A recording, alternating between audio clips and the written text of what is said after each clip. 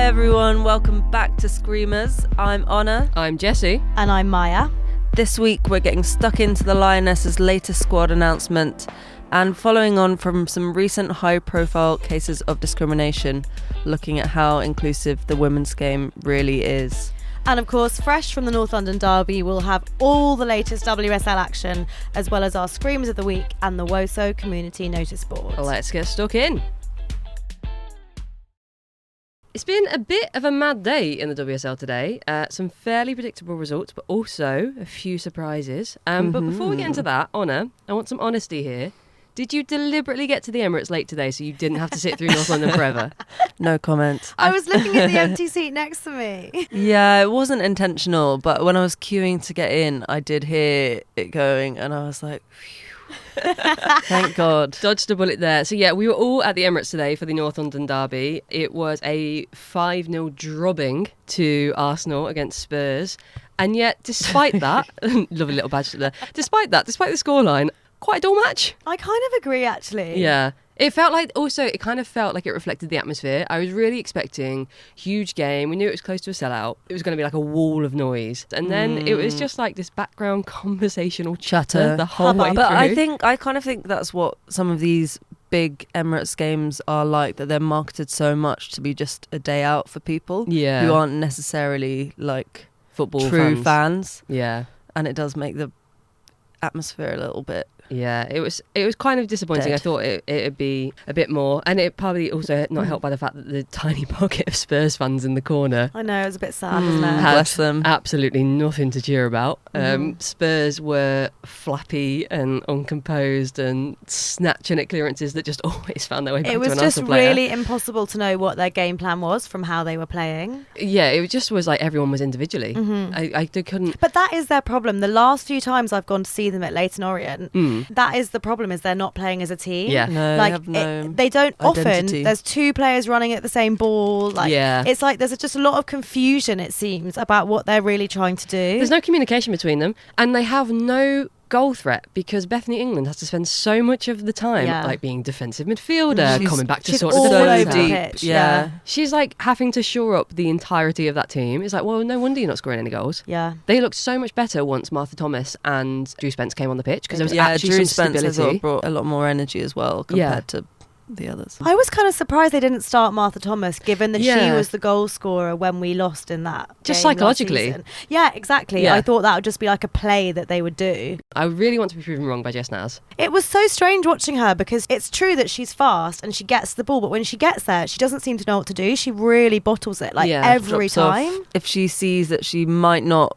make it to the ball first or get out of a challenge, well, she'll just kind of Peel stop. off. Yeah. She has the pace to run in behind people and yet never seem to do that. And I want to be proven wrong about her. Yeah. Because Serena Wiegman must be seeing something to keep calling her up to the England squad. Yeah. Like, we'll come on to, but like, you know, WSL pundits who have shouted her out must be seeing something, but I don't know what it is, because it felt like at times I think the Arsenal defence were just like, yeah, okay, you can do your thing. There were so many times where it was almost like Steph Catley was like, yeah, I see you, but it doesn't bother me. Yeah, I really don't know where Spurs go from here, because it does feel like they're just kind of a directionless team. Yeah, 5-0, that's not good. It's not good, but you know, very good for Arsenal. How are you feeling? Go on. Great. But do you know what? I'm really happy that we won 5-0. Yeah. But it wasn't an exciting game. No. It wasn't It like... doesn't feel like it was hard fought. Like, no, and I don't deserved. have that feeling of elation about it. But there were some great goals. There as were well. some great goals, and there's some really great play. Kyra Cooney-Cross is brilliant. She's just brilliant. love Isn't she? her. Yeah, I thought she was good. She is such an important playmaker in that team. Yeah, she would be such a little shit to play against, because Absolutely. she holds onto the ball. It sticks to her. The ball sticks to her. It's like Velcro to her boots. Yeah. There were times when it felt like there were 3 Spurs players crowding around her trying to get the ball off her, and she somehow still came out with it and then was laying the ball off. She was a real highlight of today. Totally. And then we had our first sighting of Chloe Kelly. Yeah, she got a massive cheer. She was warming up down the sidelines, which Yeah, I think mega cheer. put Beth Mead out a little bit, because Beth Mead got a significantly smaller cheer. She was warming up down the sidelines. I love the little intro they did when she came on. It was like 2,815 days, I think. Something like that. I did think it was minutes at first. I was like, that So did I. That's doesn't what make Maya sense. said. Maya was like, what did they just say? And I was like, I thought it was like a jab at Man City. Like, these are how many minutes she's missed at Man City. I was like, which would be an wow. insane thing for them to say. I Oh, but can't believe you. I would love that though. Can you imagine? That incredible. But I thought she played really well. Like, we were talking about it because we were sitting together, me and Honor, but it wasn't like she was trying to get the glory for herself. She was really playing as a team player. She had some really gorgeous balls into the box. She was really like reading the game well and not kind of getting carried away. Definitely, because I think you notice, like, especially with Kafaji kind of getting her minutes recently, that because she's not playing, she's trying so hard to do something when she does play that she's almost overplaying. Yeah. And I was like, I hope Chloe doesn't kind of go out there and try too hard to impress on that first appearance. But she was really good, really level. And then she did have a big shot at the end, like in the final 10 seconds. Honestly, would have been a fairy tale. That would have been the perfect ending, wouldn't it? But it immediately felt she's going to do some damage here. I saw an interview with her at the end, and she was saying how she wanted to come to a team where there was competition for her shirt. She does really want to get minutes, but she didn't want to go somewhere where she was just going to get 90 minutes every week and didn't have to really fight for it. And she was saying how happy she is already and how she's settling in and already forming those relationships on the pitch. She just seems really happy, like in the interview, which is great. Like that's all you want, really, isn't it? You know, you can take her out of the cage, but you can't take the cage football energy out of the girl. And a really boring day for Daphne Van Domselaar. Clean sheet, didn't have to do much. One of only 2 clean sheets there's been today in the league. Although, spoiler, we are recording during Manchester City versus Liverpool, so who knows what's going on. But yeah, the other one was a big surprise. Leicester 3, Aston Villa 0. Mad. What that was going crazy, on, but I really, really liked that game. I loved watching Leicester play it, which is hilarious because recently we've seen absolute dog shit. Maya's reporting on the ground has suggested earlier this season.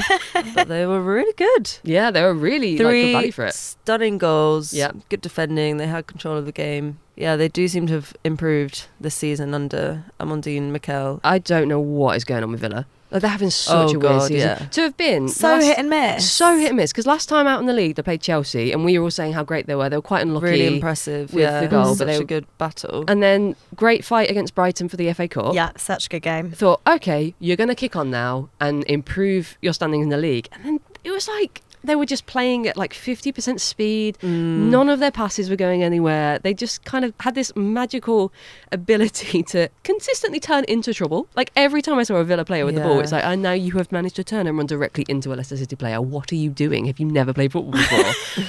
Professional football players, let me tell you how to do your job. But it was like, where has this come from? You had 2 great games on the bounce, and now this. Leicester are kind of that chaos team. They can cause Chelsea problems. They can do something weird. Sometimes. It feels and also like just be like terrible. And also sometimes. be bad. Yeah. It feels like they prepare really well for like the game plan. It's like they theoretically know how to play against their opponent, but sometimes I think just like the talent in their squad and like a talent mismatch. It doesn't. You can have it all in theory, but in practice it doesn't make sense. But when it does click, like today. Like, there were times when they were just very happy to let Villa have the ball. It's like, okay, you can do it. Run at us. We're going to get it back off you. And we all just take the ball away from you. Like, they just felt very composed. And it's so funny because I feel like a couple of weeks ago we thought the sort of momentum was shifting in that relegation battle to maybe Palace were going to be now like getting a few results together on the run, and Leicester were going to have to be scraping it. And it's gone completely the other way. Palace lost again today. I think it's just a bit too hard for Palace to get the results now, because even they're having these good moments and playing well and scoring some goals, but it's just not quite enough. Yeah, it's all starting to mount. So another loss for them, 3-1 against Manchester United. I think everybody thought might be a United win with the way they've been playing, because they have been... United have been on fire recently. Been on fire. It's really annoying. I don't want to give any credit to Mark Skinner. I want to say it's the players. They're doing such a good job. The managerless Manchester United. Terland is... Oh my God, I love her. And I'm glad she got 2 today. Really great performance from her. The second one, it sort of kind of fell quite generously for her. But I think that's a sign of a great striker. But still, she had the composure to finish it. And she's always on her feet. She's always ready. In the right place, right time. It's not actually a coincidence, is it? No. She was there. Like, she's one of those players that makes things happen out of nowhere, which is like, annoyingly, and this pains me to say it so much, is what good teams do. And like Manchester United are really and that is what Chelsea did today. It's what Chelsea did today as well. Like, champions just make their own luck. When the luck's not falling their way, they make their own luck. If there was any team that was going to turn it around in the 93rd minute, it's Chelsea. Yeah. Yeah. It was inevitable. It was never over. Unfortunately, I was yeah. watching the game and I was like, oh, we might be in for just like a draw, like with Everton. Yeah. But when they announced the 4 minutes extra time, I just knew. You just knew they were going to. It's Chelsea. They find a way. And that is They the thing. do Like, find they a way. don't- It's so impressive. They have the quality of the players. They just need that one chance. Yeah. I was really impressed by Sandy Baltimore because I think she is She's been Such a amazing hard this worker. season. such a hard worker. She never gives up, and there's so many chances. Like the chance that Myra Ramirez scored for Chelsea, I think came from Sandy Baltimore not giving up the ball. Yeah, you're right. And it also came from giving a player like Myra Ramirez an inch of space to turn. Yeah. She's going to take It was it. like- She's going to take it. Was it even an inch? It was like a millimetre. It's like defending 101. You do not let Myra Ramirez have a second to breathe. What It are wasn't you even a doing? second. It was like, Yeah, it but was this is why I less. just It thought was it less. was like such an amazing finish because she had no time She had no right on the to score ball. that. She had no space. I don't know how that found the Yeah. back of the net. She just has like. Do you remember when Chelsea signed superpower. her, or like they were announced that Chelsea were like considering signing her, and there was some people on Twitter questioning Yeah, how much they'd paid for her. how much they paid for her, whether she'd be any good in the Yeah. league. It was just Emma like, Hayes, she knew. she knew. I Yeah. hope those people now have like quietly gone back and deleted Yeah. those tweets. She's such a great because- player. I was also impressed with Everton though. I thought they Yeah. gave a really good fight. And Yeah. they knew what they were going to face because this is now Yeah. the second time they've played Chelsea in the space of a week, which Yeah. feels like that is happening That's kind of more why I and was more. a bit hopeful that they could hang on to either Yeah. the draw or potentially the win. Because I was Yeah. like, they've done this. They know what they're doing. But What does no. it say about all of us though that we saw that Everton 1-0 up and we thought, oh yeah, I hope they get the draw. No. Oh, I hope they get the win. Oh, I hope they get the draw. Hold on. Inevitable that Chelsea are going to score in the same way that I fear it might be inevitable that they're going to go invincible this season. Yeah, I think so. I think it's gonna they happen, can't- isn't it? Yeah, I think they Like will. who is going to challenge them realistically? Yeah. Yeah, I mean, there's always the possibility of a freak loss. You know what it'll be? It'll be Chelsea versus Liverpool on the last day of the season. We'll take that invincible crown from them, don't you worry. Elsewhere, the other big surprise, West Ham 3, Brighton 1. Yeah, A great result. West Ham win. What's I this going on? know. I mean, it's only the fourth one in the league this season, but I'll absolutely take it. I But feel like just going thought- into it, both of these sides would have felt like it was potentially a winnable game. Yeah. I think so. The Because disparity Brighton in the haven't table been. doesn't Yeah. really reflect. Yeah. No. Brighton had a really good first half of the season. I think recently they've Yeah. been on a little bit shakier form. But yeah, West Ham, they were just like super strong today, defending well, much more composed on the ball than Brighton. Brighton were a little bit flappy. Mm. Yeah, great to see 3 goals. I love seeing Shakira Martinez score again. Yes. I'm really, really excited about her. She's such a great young talent. So I think, You're going to get a shirt with her name on the back. yeah, maybe. Yeah. Where does that take you to the table now? I think that's 8th. 8th in the table. Yeah, so we've now gone up to 8th. And it's quite tight points-wise, sort of between like 8th and Yeah. 5th, basically. There's a lot of movement that could happen, I think, in these there's- last few Yeah, few exactly. weeks. So that's quite crazy. Yeah, because Villa are now, looking at the table, Villa are now down in 11th, which Wow. is So just bad. ridiculous. That you would never have predicted that at the start of the season. Yeah, they're well in the relegation scrap. Who knows? Maybe they're all going to focus on the cup. Maybe that's where Villa's energy is going to be. And yeah, just before we get into the draw, everybody pop a bottle of champagne, applaud. Maya got the time of a draw right, everyone. Congratulations, Maya. I was half expecting that I was going to open because I didn't watch the draw. I didn't either. funny I've been comment. carrying this group in draw watching. I was like, oh, I can finally have a day off. Someone else can do it. And I was fully expecting another text from you being like, oh, guys, I got the time wrong again. But yeah, so It was lovely to watch it live. It's Yeah. actually really tense.